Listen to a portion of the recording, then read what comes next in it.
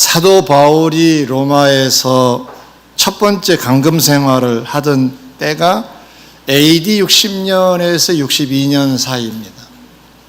많은 사람을 만나는 중에 오네시모라고 하는 사람을 그 감금 생활하는 중에 만납니다. 그 오네시모라고 하는 사람은 골로새 지역에 살던 사람인데 원래는 빌레몬이라고 하는 사람 집에서 종으로 일했던 사람인데 감옥에 있는 사도 바울과 어쩌다 이렇게 만나서 그의 가르침을 듣고 권면을 듣고 사람이 변했어요. 완전히 바뀌었어요. 사도 바울은 이 사람을 겪어보고 너무 좋다 이렇게 판단해서 영원히 자기 곁에 두고자 주인이었던 빌레몬에게 그는 변했으니 용서하고 전에 잘못한 것이 있는데 종이 아닌 형제로 맞아주고 그리고 그를 다시 나에게 보내주면 좋겠다.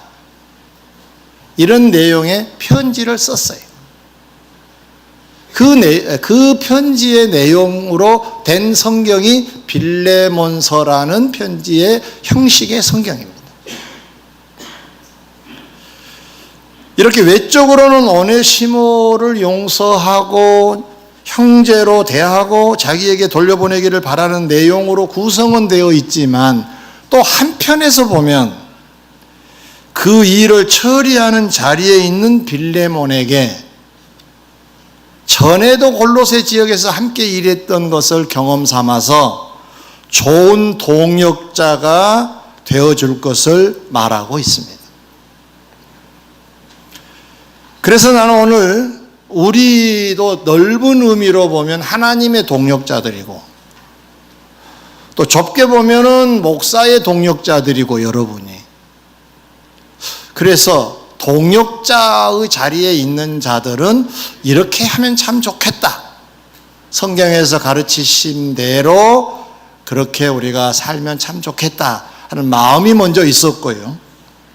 특별히 오늘은 중직자를 선출하는 날이어서 뽑힐 자나 이미 뽑혀 있는 자나 그리고 이미 일선에서 동역을 하고 있는 우리 모두 다에게 이 참 좋은 동역자의 자격을 알려드림으로 이 자로 우리 자신을 재보고 잘못된 부분은 수정하고 잘한 건 계속 해 나가면 우리가 주님 앞에 섰을 때 잘했다 칭찬을 받고 상급도 받을 수 있다고 봐서 오늘 제목을 이런 동역자를 찾습니다라는 주님의 입장에서 여러분을 소개해 드리려고 합니다. 자, 그러면 이제 좋은 동역자가 갖출 점 3가지를 오늘 본문에서 찾아볼 수가 있는데요. 첫 번째입니다. 20절 오 형제여 나로 주 안에서 너로 말미암아 기쁨을 얻게 하고 내 마음이 그리스도 안에서 평안하게 하라. 이 말씀은 빌레몬에게 동역자의 자격 제1호를 말한 것으로 바울을 기쁘게 하고 바울의 마음을 평안하게 해야 한다는 것입니다. 사실은 지금 지도자인 바울이 협력하고 있는 빌레몬에게 너 나를 기쁘게 해야 돼. 내가 마음이 평안해야 돼. 너 때문에 이런 말 하기는 쉽지 않았을 거라고 봅니다. 내가 여러분에게 여러분 저를 좀 기쁘게 하세요. 그러면 아마 표정이 다양할걸요. 환한 미소로 화답하는 분도 계시겠지만 입을 나도 모르게 삐죽하는 분도 계실 수 있거든요. 쉽지 않는 말이에요. 이런 요구는. 근데 왜 했을까요? 성령의 감동으로 기록한 거잖아요. 그러니까 동역자는 이래야 된다는 원칙이 있었기 때문에 역설하고 있는 겁니다. 자, 지도자를 기쁘게 하고 마음을 평안하게 해야 된다? 그것이 동역자의 자격 1호다? 왜 그래야 될까요? 우리가 이유를 알고 해야 될 거 아니에요? 마태복음 10장 40절에 보면 주님께서 제자들을 전도 보내시면서 이런 말씀을 하셨어요. 너희들을 영접하는 자는 너희들을 보낸 나를 영접함과 같고, 나를 영접하는 사람들은 나를 보내신 하나님을 영접함과 같다. 이렇게 논리로 주님이 설명하셨습니다. 그 주의 일꾼들, 앞장선 자들을 영접하는 것은 주님을 영접하는 것이고 하나님을 영접하는 것과 같다는 거지요.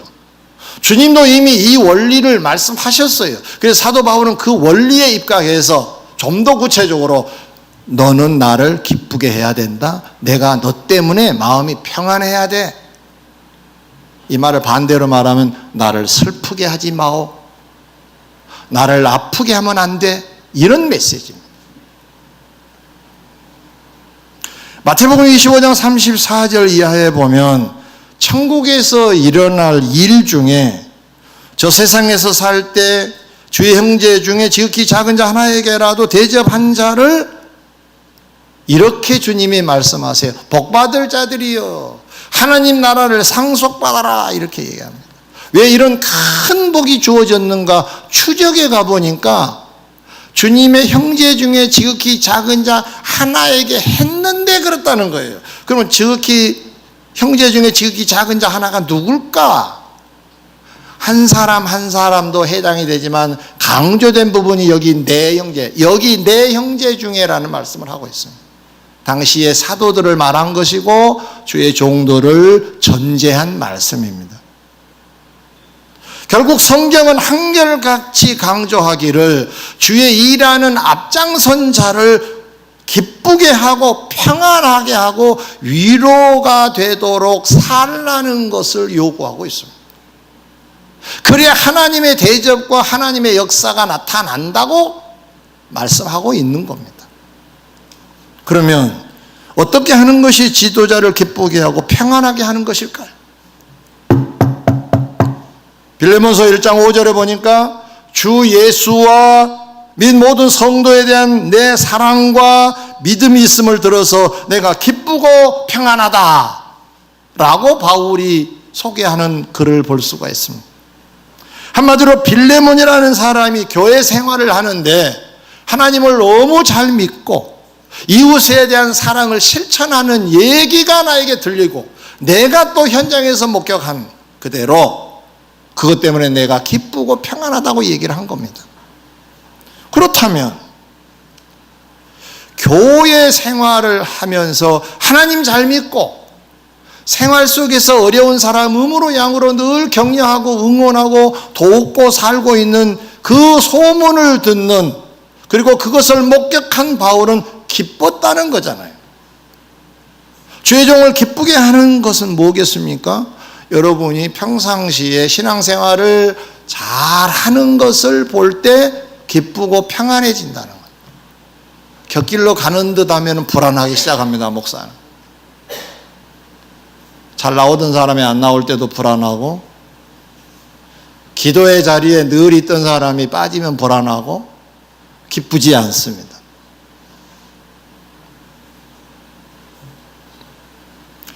마치 부모 여러분들, 자녀들이 밖에 나가서 뭔가 훌륭한 일을 했어요. 근데 그 소문이 들려서 아우 그 아들 대단하던데요.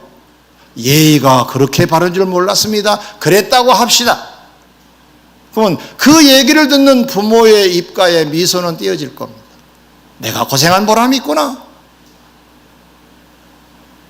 저도 여러분들이 밖에 나가서 좋은 소식을 물어오면 기뻐요.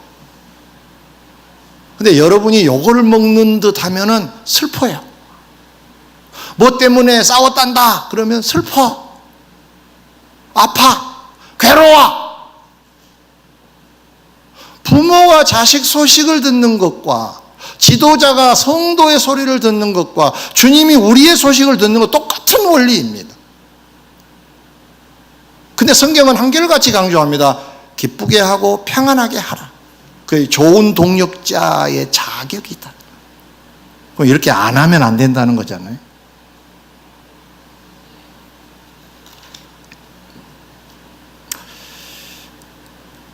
물론 이것만이 꼭 기쁘게 하고 평안하게 하는 건 아닙니다. 성경에 있는 다른 사례를 하나 더 들겠습니다. 열왕기하 4장에 보면 엘리사 선지자가 수넴에 이르렀을 때에 수넴의 귀한 여인 한 여인이 강권하여 식사를 대접합니다. 여기 재미난 말이 있어요. 강권했다는 말도 재미나고요. 귀한 여인이라는 말이 있습니다. 그냥 여인이 그러면 되는데 귀한 여인이다 하고 성경에 소개하고 있어요. 귀하지 않는 여인이 어디 있겠습니까마는 왜 하필이면 성경에서 귀한 여인이라는 표현을 했느냐?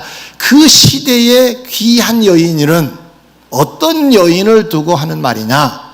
요즘 우리의 어떤 사회 신분으로 만약에 말한다면 귀족 출신. 귀족 출신은 부유하고요. 그리고 종을 거느립니다. 그런데 늘 대접만 받던 이 여인이 대접을 하는데 기가 막히게 했어요. 엘리사 선생님을. 그것도 식사 대접으로 만족하지 아니하고 봉사의 깊이가 더 깊어졌습니다. 방까지 만들어서 지나가는 길에 꼭 쉬었다 가시라고 합니다. 엘리사가 하루는 들어가서 밥을 먹고 그 공간에서 쉬고 있을 때 감동이 왔어요. 내가 이런 대접을 받는데 저 여인에게 내가 뭔가는 좀 해주고 싶다. 그래서 불러요. 근데 뭐 필요한 것이 있으면 말을 해라. 뭐든지 내가 들어줄게. 이런 내용으로 얘기를 합니다. 근데 잘 살고 있습니다. 걱정하지 마세요. 귀족으로 살았으니까 뭐가 불편했겠습니까? 사실은 없겠죠. 엘리사는 게하시 종에게 이렇게 얘기합니다. 네가 한번 찾아봐라. 혹시 필요한 것이 있는가? 감동이 되어서 가만히 있을 수가 없어. 너무 기쁘고 행복해서 가만히 있을 수가 없어. 이런 대접 쉽지 않는데 그 대접이 너무 오밀조밀해, 세밀해, 주밀해. 정성을 다해 보여져. 그러자 소식을 가져왔습니다. 자식이 이 집에 없습니다. 다른 건 다 갖춰져 있는데 자식이 없습니다. 그 여인을 불러라. 그래서 축복을 해주죠. 어떤 일이 벌어졌습니까? 뒤에 가서 보니까 수렘 여인이 아들을 낳아요. 할렐루야. 어떤 메시지가 이 속에 들어있는 겁니까? 중간중간 정리하면 이렇습니다. 수넴 여인은 정성껏 엘리사 선지자를 대접했다. 이 말을 오늘 주제로 표현하면 기쁘게 했다. 행복하게 해드렸다. 그랬더니 이번에는 하나님이 그를 행복하게 해주셨다. 이 논리입니다. 성경은 다른 논리가 없어요. 이렇게 했더니 이런 결과가 왔다. 이런 거예요. 반대로 얘기해 볼까요? 슬프게 하고 아프게 하면 아픈 일이 와요.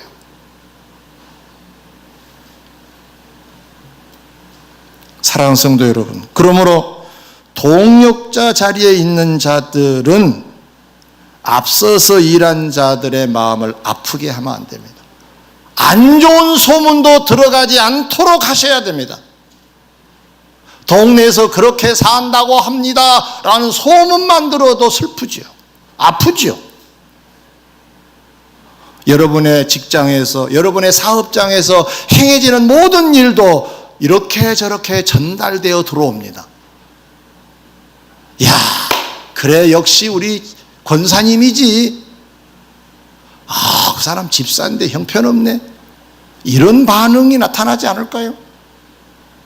좋은 소식, 기쁨의 소식, 그러면 종이 기쁜 것으로 끝난 게 아니에요. 그건 중간이에요. 이건 사실상 아무것도 아니에요. 하나님이 찾고 계시기에 찾아지면 복을 내려주실 줄 믿습니다.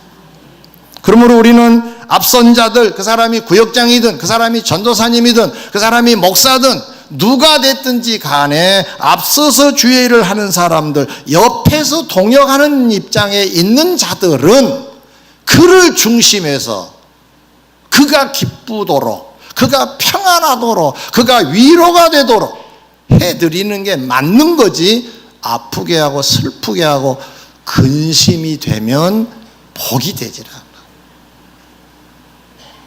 성경을 뒤집어 까서 보세요. 그런 게 한 대목이라도 있으면, 그런 사람이 복 받았다고 한다면 제가 여러분에게 큰 보상을 해드릴게요. 없습니다. 동역자 자리에 계신 모든 성도 여러분, 앞서 일하는 자들을 기쁘게 하고 평안하게 하고 위로가 되시기를 주의 이름으로 축원합니다.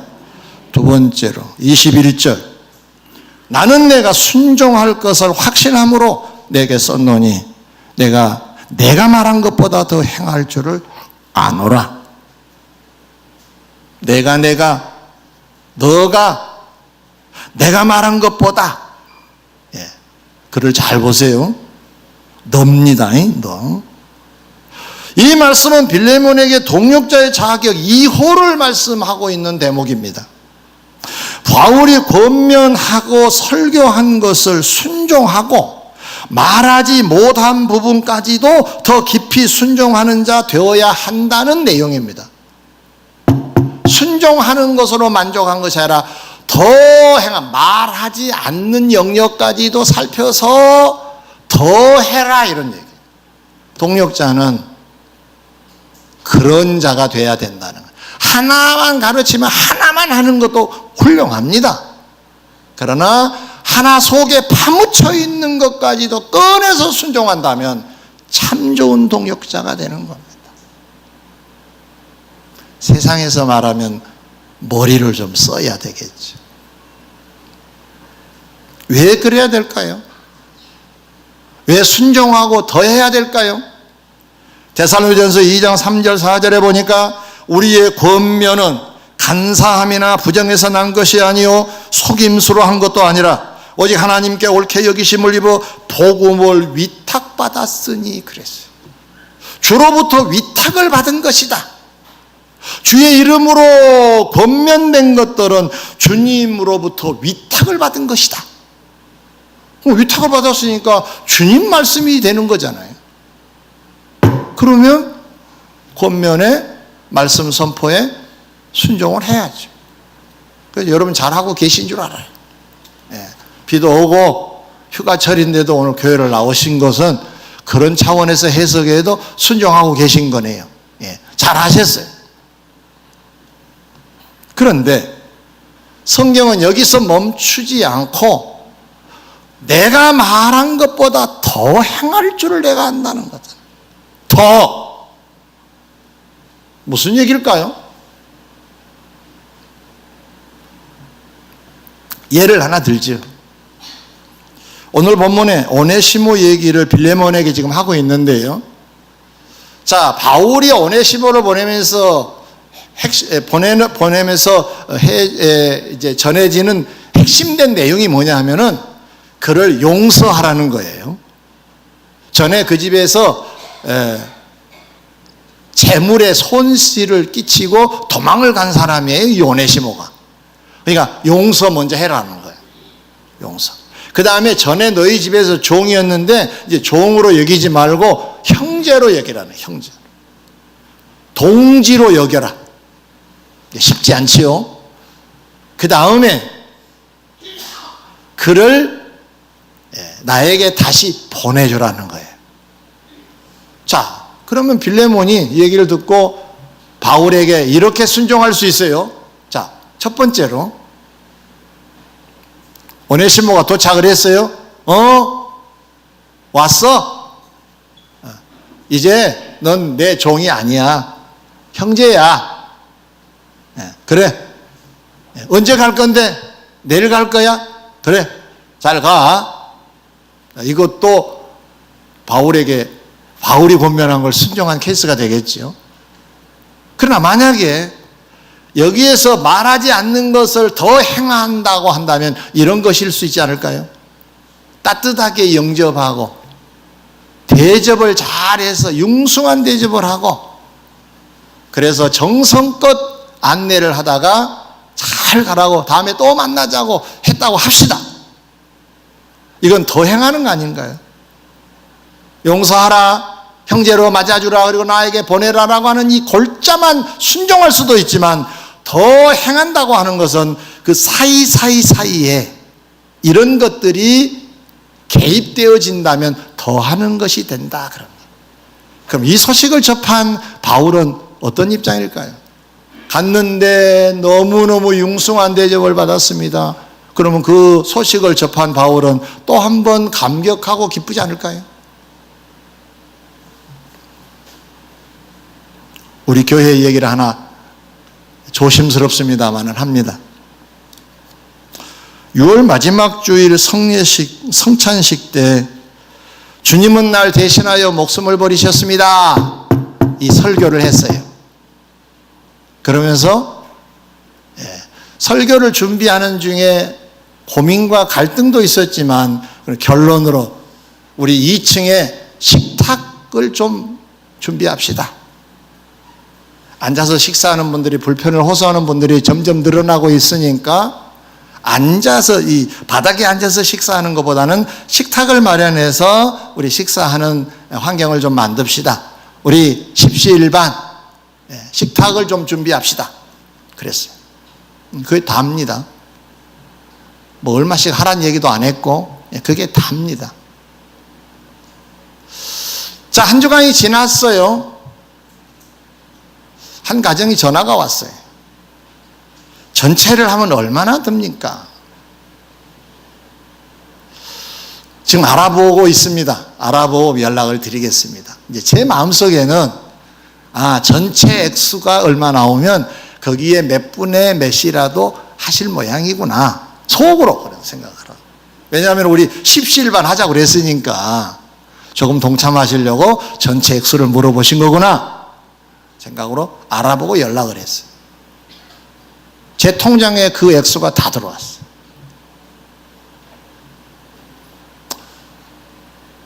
얼마나 감격스러운지 놀랬고 큰 액수입니다. 얼마나 힘들게 번 돈일 건데 그걸 어떻게 뭐 직접 누구 보고 하란 얘기도 아니고 한 번 그냥 말씀 속에서 전달된 내용인데 어떻게 그렇게 할 수가 있을까? 흥분도 되고 감격하고 하나님께 감사기도를 했습니다. 조금 있는데 또 한 가정에서 전화가 왔어요. 반이라도 하면 안 되겠습니까? 환영합니다. 안 돼요 그러면 안 되잖아요. 그거 안 돼요 할 수도 없는, 해서는 안 되는 것. 또 한 번 감동을 받았습니다. 그 후에 주일이 됐는데 헌금하는 분들을 이렇게 보니까 3분의 1에 해당되는 분들, 4분의 1에 해당되는 분들 점점점 늘어났습니다.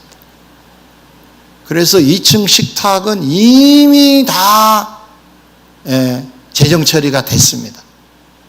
근데 돈이 이제 많이 남으니까 4층 우리 학생들 교육관을 조금 시설을 좀 정리해야 되겠다라는 건의도 들어오고 그래서 지금 그 작업을 하고 있는 중입니다.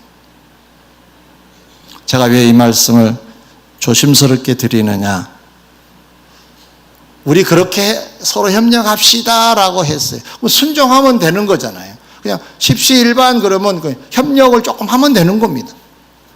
근데 더 하는 사람도 있더라. 그러다 다 여러분 돈을 더 내세요 이 얘기 아닙니다. 오해 없으시기 바랍니다.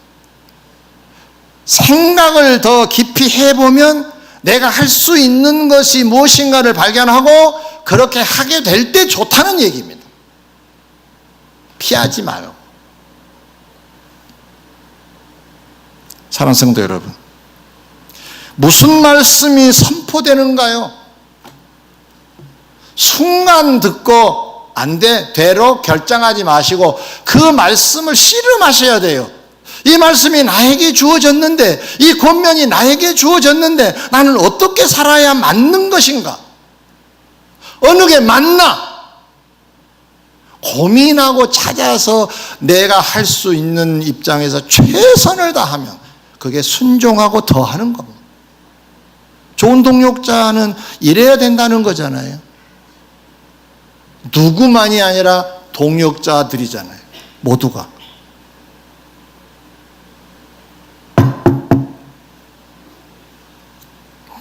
어떤 사람들은 말씀이 선포되어도 토막내는 분들이 많아요. 잘라 먹어버려요. 좋은 습관은 아닙니다. 무슨 권면이 전달되든지 순종을 하되 더 깊은 순종은 없을까라고 생각을 더 해보는 시간을 반드시 갖는 거룩한 습관이 우리들에게 있어야 돼요. 어떤 사안 앞에서도 꼭 한 번 더 깊이 들여다보는 거예요. 한 번 더 생각한다고 나빠지지 않습니다. 더 좋아지죠. 이런 사람을 주님은 찾으신다고 합니다. 이런 동역자 말이에요. 여러분이 그 주인공들이 되시기를 주의 이름으로 축원합니다. 세 번째 마지막입니다. 22절, 오직 너는 나를 위하여 숙소를 마련하라. 너의 기도로 내가 너희에게 나아갈 수 있기를 바라노라. 이 말씀은 빌레몬에게 동역자의 자격 3호를 말한 것으로 지도자가 필요한 것을 주의 일 할 때 도와주라는 얘기입니다. 지금 사도 바울은 감옥에 있습니다.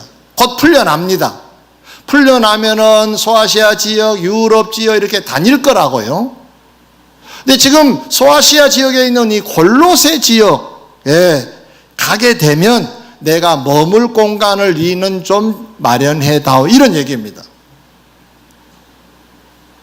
내가 멀리 있다가 이제 돌아오고자 하는데 내 집이 없는 사람이라고 합시다.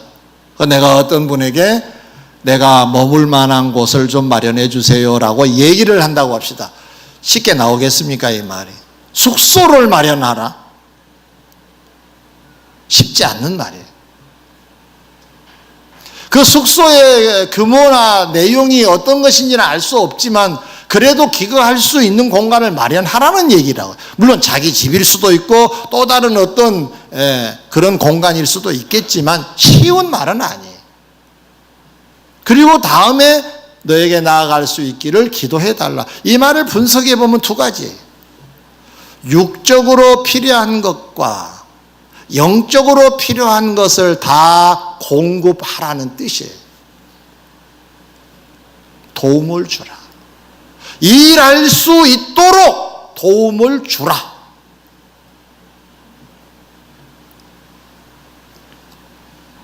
오늘 중직자로 선출되실 분들, 이미 선출되어 계신 분들, 그리고 또 다른 자리에서 일터에서 일하는 분들, 여러분 잘 들으세요. 목사가 이 교회 주의 종입니다. 여러분은 동역자들이에요. 여러분은 나를 도와주셔야 돼요. 아멘이 들어가고 있어요, 지금. 저를 도와주셔야 돼요. 육적으로나 영적으로 도와주셔야 돼요. 일 잘할 수 있도록. 또 들어가 버리네, 아멘이. 도와주셔야 됩니다. 바울이 빌레몬에게 요구한 대로 나는 여러분에게 숙소를 마련하라는 말은 안 합니다. 5층에 집이 있어요. 그러나 나를 위하여 기도하라고 하는 요청은 얼마든지 지금의 입장에서는 할 수 있는 겁니다. 목사가 이 일을 잘할 수 있도록, 구역장이 일을 잘할 수 있도록, 지휘자가 지휘를 잘할 수 있도록 여러분들은 동역자들입니다.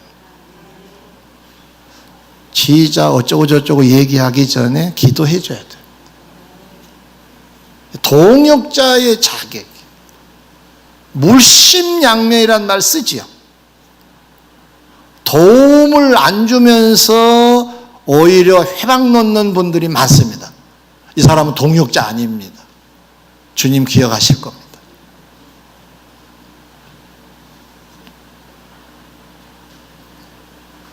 왜 그래야 할까요?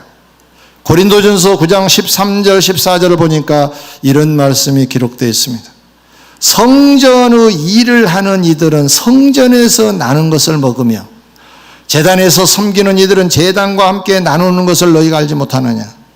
이와 같이 주께서도 복음 전하는 자들이 복음으로 말미암아 살리라고 명하신 것을 상기시키면서 강조하고 있습니다. 주님이 그러시지 않았느냐. 복음을 전하는 자들은 복음으로 말미암아 살라. 그 무슨 얘기냐 이런 뜻입니다. 복음을 전하고 있지요. 그러면 복음을 받는 자들이 이제는 복음 전하는 자를 살리라. 나는 영적으로 살리면 여러분은 저를 육적으로 살리라. 이런 얘기예요. 복음으로 말미암아 살리라. 곧 지도자들이 주의 일을 왕성하게 할 수 있도록 필요한 것을 공급하는 여러분 되시기를 주의 이름으로 축원합니다. 일꾼들을 도우면 어떤 일이 일어날까요? 한 예를 들겠습니다. 여호수아 2장에 보면 가나안 여인 라합이 하나님의 소문을 듣고 그의 사자들을 위험한데도 돕는 일을 여러분 아실 겁니다. 당시 이스라엘은 출애굽을 해가지고 광야를 지나 가나안에 진입을 합니다. 들어가기 전에 정탐꾼 두 사람을 보냅니다. 사정이 어떤가 알아보고 들어가려고. 성경은 주의 사자들이라고 했습니다. 주의 일꾼들이죠. 그런데 어느 집으로 들어갔느냐? 라합이라고 하는 여인의 집으로 들어갔어요. 근데 라합은 이 사람들을 알아봤어요. 하나님의 일꾼들인 걸 알아봤어요. 그리고 하나님에 대한 정보를 갖고 있어요. 그래서 그들을 도와줍니다. 그런데 방금 제가 위험한데도 도왔다는 말씀을 드렸는데 어느 정도로 위험했느냐? 당시의 여리고 성은 발칵 뒤집혔습니다. 이스라엘 사람들이 애굽에서 나와가지고 광야를 휩쓸고 왔는데 이제는 이 가나안 땅에 온다더라. 그리고 우리 여리고 성에 들어온다고 하더라. 그런데 그 사람들이 지금 이 강 저편에 있는데 곧 넘어온다. 곧 넘어오는데 두 사람이 정탐꾼으로 들어왔다는 얘기를 다 알게 된 거예요. 그 발칵 뒤집혀서 우리나라 현실로 말하면 경찰을 동원해서 수색을 합니다. 정보가 들어갔어요, 왕에게. 라합이라는 사람의 집으로 정탐꾼이 들어간 걸 봤다는 거예요. 그럼 이제 끝나는 거예요. 신고가 됐어요. 와서 잡아가면 숨겨준 라합도 함께 죽습니다. 간첩 은닉죄로. 그때 이 라합은 어떻게 하느냐 고민했겠죠. 신고를 할까 말까. 근데 안 합니다. 안 한 이유가 분명합니다. 하나님을 알게 됐어요. 하나님은 애굽 땅에서 그들을 이끌어내시고 여기까지 오게 하셨는데 전쟁에 진 적이 없. 대단한 천지의 하나님이시라는 것을 알게 된 거예요. 이 사람들을 도우면 그 하나님의 도움을 내가 받을 수 있지 않을까라는 영리한 생각과 판단을 하게 됩니다. 그래서 둘 중에 하나를 골라요. 신고해서 포상금을 받을 것이냐, 숨겨줘서 하나님의 은총을 받을 것이냐. 기로에 서 있는 그의 선택은 하나님 쪽이었습니다. 위험한 중인데도 돕게 된 거죠. 훗날 어떻게 됐습니까? 하나님은 여리고성의 사람들을 다 멸하셨지만은 이 사람과 그 가족들은 살려주세요. 거기서 끝나지 아니하고 마태복음 1장에 보면 예수 그리스도의 족보에 라합이라는 이름이 딱 새겨져 있습니다. 예수님의 육신의 조상이 되었다는 뜻입니다. 사랑하는 성도 여러분, 주의 일꾼들이 주의 일을 잘할 수 있도록 음으로 양으로 돕는 자로 꼭 여러분은 사신 게 복이 됩니다. 그렇게 사시기를 바랍니다. 사도 바울은 로마서 16장에서 로마 교회를 향하여 베베 집사를 보내면서 그에게 친절하게 대접하고 예를 갖춰서 대접하고 그에게 소용되는 바를 도와주라는 얘기를 덧붙이고 있습니다. 당시에 로마는 대단히 죄송한 표현입니다만은 여성 알기를 우습게 할 때입니다. 근데 여성이 편지를 가지고 갔으니까 함부로 대할까 싶어서 그를 잘 대접하라고 얘기를 하면서 그가 필요한 것을 뭔가 얘기하면 반드시 도와주라고 얘기합니다. 활동할 수 있도록 도와주라고 얘기합니다. 말씀을 맺고자 합니다. 사랑하는 성도 여러분, 저도 하나님의 동역자, 여러분도 하나님의 동역자입니다. 좁은 공간에서는 제가 지도자고 여러분이 동역자입니다. 또 다른 작은 공간에서 또 세 분이 되겠지요. 그러나 저나 여러분 모두 다 동역자라는 이름은 동일한데 이 동역자들은 어떠해야 될 것이냐, 오늘 세 가지를 말씀을 드렸어요. 앞선 자를 기쁘게 해야 된다는 거예요. 아멘. 평안하게 해야 됩니다. 불안하게 하면 안 됩니다. 좋은 소문이 들리도록 하셔야 됩니다. 나쁜 소문은 불안하게 합니다. 그리고 순종을 하되 말하지 않는 것도 더 행할 줄 아는 순종자가 좋은 동역자라고 그랬습니다. 그리고 일꾼들을 음으로 양으로 돕는 것도 동역자의 일이라고 그랬습니다. 여러분 모두 다 좋은 동역자로 사셔서 하나님의 극진한 대접을 받아 누리시면 좋겠습니다. 기도하겠습니다.